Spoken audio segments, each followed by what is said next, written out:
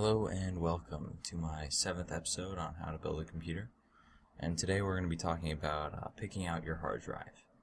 And for both computers, the hard drive is going to be the same, but with one small extra variation, and that's whether or not you're going to buy a solid-state hard drive along with it. And we'll go over the pros and cons with that, but first we're going to pick out the standard rotating hard drive. And to do that, you're going to go computer hardware, and then hard drives. Are they? Saw them a second ago. Here we go, hard drives.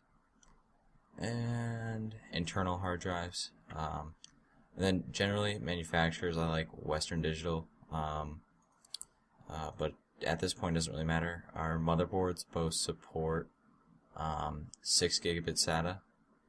SATA 6 gigabit here. And no, that's not it. And SATA 6 gigabit here.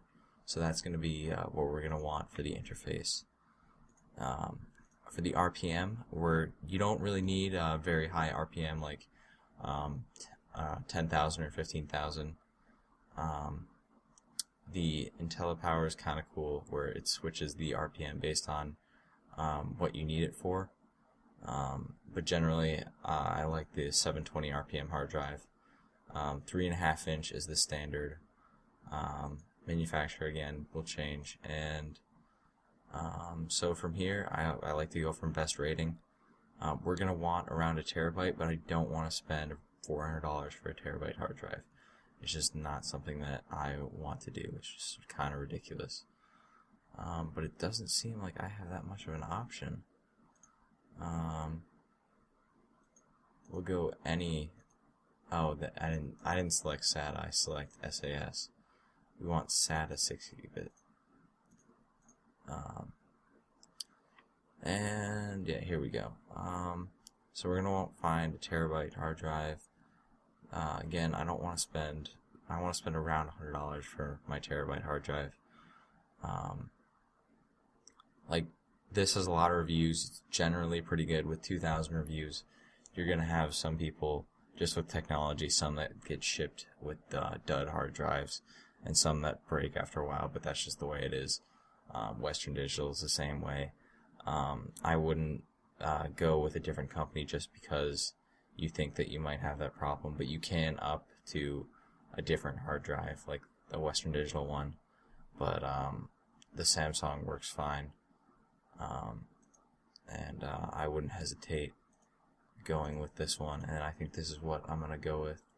And then for both computers, so both the Intel and the AMD, but now this comes down to the SSD, the solid state drive. These are pretty much just like huge flash drives that can store a bunch of information, and the benefit to this is they transfer data a lot faster, like really fast compared to standard rotating hard drive.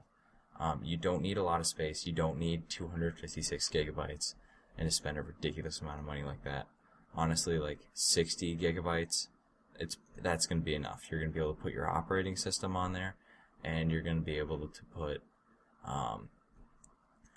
let's say you have a game that you want to load really fast, you can install your game on that and then install everything else on the other hard drive. And this is really a high performance touch.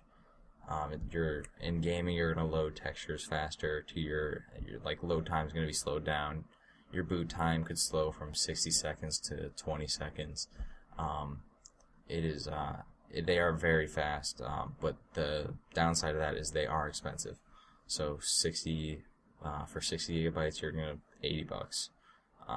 But they also are a little bit more reliable because they aren't mechanical.